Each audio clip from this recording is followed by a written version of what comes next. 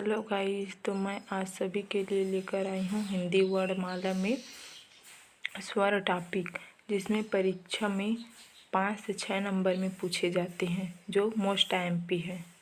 हिंदी वर्णमाला में स्वर वर्ण टॉपिक को देखेंगे। सबसे पहले तो स्वर वर्ण में जीभ के प्रयोग के आधार पर देखेंगे, जिसमें है अग्रस्वर, मध्य स्वर या केंद्रीय स्वर होता है। थर्ड है पश्च स्वर। दूसरा मुख द्वार खुलने के आधार पर देखेंगे, जिसमें विवृत, अर्धविवृत, संवृत और अर्धसंवृत है। अग्र स्वर में जिन स्वर के उच्चारण में जीभ का आगे का हिस्सा उठता है उसे अग्र स्वर कहते हैं।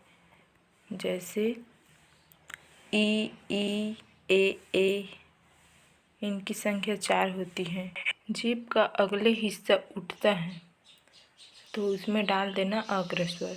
कभी भी क्वेश्चन में आ जाए कि अग्र स्वर कौन सा है तो इसी को डाल देना ई, ए। मध्य या केंद्रीय स्वर जिन स्वरों के उच्चारण में जीभ के बीच का हिस्सा उड़ता है, जीभ का बीच के हिस्सा उड़ता है उसे मध्य या केंद्रीय स्वर कहते हैं। इनकी संख्या 1 होती है। जैसे आ, बोल के देखो आ, जीभ के बीच का हिस्सा उठ रहा है तो ये मध्य या केंद्रीय स्वर होता है। पश्च स्वर में जिन स्वरों के उच्चारण में जीभ के पीछे का हिस्सा उठता है पश्च स्वर है। इनकी संख्या 5 है।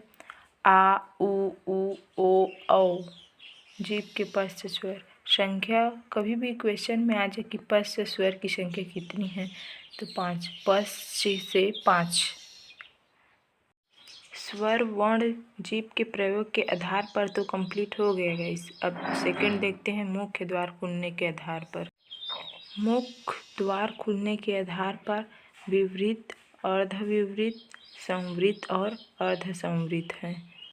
विवृत में जिन स्वरों के उच्चारण में मुख्य द्वार सबसे अधिक खुला होता है उसे विवृत स्वर कहते हैं। विवृत स्वर की संख्या 1 है। विवृत स्वर को उच्चारण करके मैं बता रही हूँ गाइस। आ। सेकंड है अर्धविवृत। अर्धविवृत स्वर में जिन स्वरों के उच्चारण में मुख्य द्वार विवृत की तुलना में कम खुला होता है अर्धविवृत कहलाते हैं। इनकी संख्या 4 है। जैसे अ, ए, ओ, औ। थर्ड को देखते हैं संवृत। जिन स्वरों के उच्चारण में मुख्य द्वार सबसे कम खुलता है संवृत स्वर कहलाते हैं। जैसे ई, उ। इनकी संख्या 4 होती है। जब भी क्वेश्चन में पूछा जाए कि संवृत की संख्या कितनी होती है तो आपको डाल देना है 4। अर्ध संवृत में जिन स्वरों के उच्चारण में मुख्य द्वार संवृत की तुलना में अधिक खुलता है अर्ध संवृत कहलाते हैं। इनकी संख्या 2 होती है। उच्चारण स्वर देखते हैं ए, ओ। अब देखते हैं अल्प प्राण व्यंजन एवं महाप्राण व्यंजन। उच्चारण के अनुसार व्यंजन को 2 भागों में बांटा गया है, अल्प प्राण व्यंजन और महाप्राण व्यंजन। अल्प प्राण व्यंजन में क वर्ग, च वर्ग, ट वर्ग, त वर्ग, प वर्ग के सभी अल्प प्राण व्यंजन हैं।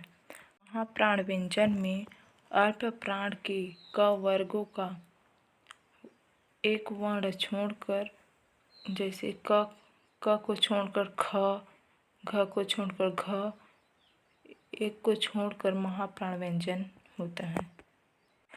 प्राण को देखते हैं तो हवा को संस्कृत में ही प्राण कहा जाता है। इस आधार पर कम हवा से उच्चारित ध्वनि को अल्प प्राण कहते हैं और अधिक हवा से उत्पन्न ध्वनि को महाप्राण कहा जाता है। अल्प प्राण को उच्चारण करने के लिए कम समय लगता है और इसमें 5-5 वर्ग होती हैं।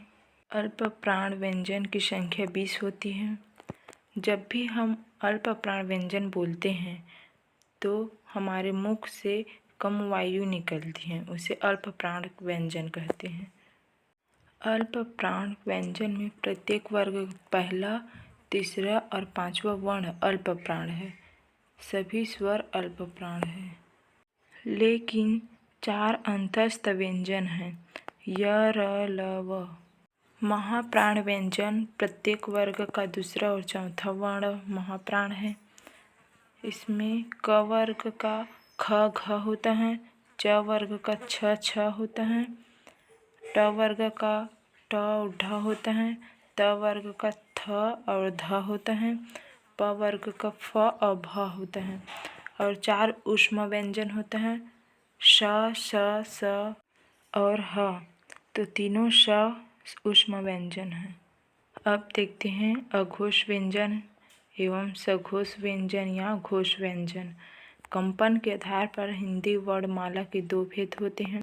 फर्स्ट है अघोष, सेकेंड है सघोष या घोष। अघोष व्यंजन में वर्णों के उच्चारण में नाद की जगह केवल श्वास का उपयोग होता है, उन्हें अघोष वर्ण कहते हैं। अघोष व्यंजन की संख्या 13 होती हैं, जो इस प्रकार हैं। क वर्ग में क, ख, च वर्ग में च, छ, ट वर्ग में ट, ठ, त वर्ग में त, थ, प वर्ग में प, फ और श, स, स तीनों स। घोष या सघोष व्यंजन में वर्णों के उच्चारण में केवल नाद का उपयोग होता है, उन्हें घोष या सघोष वर्ण कहते हैं। इनकी संख्या 31 होती है। इसमें सभी स्वर अ से ओ तक ही आते हैं।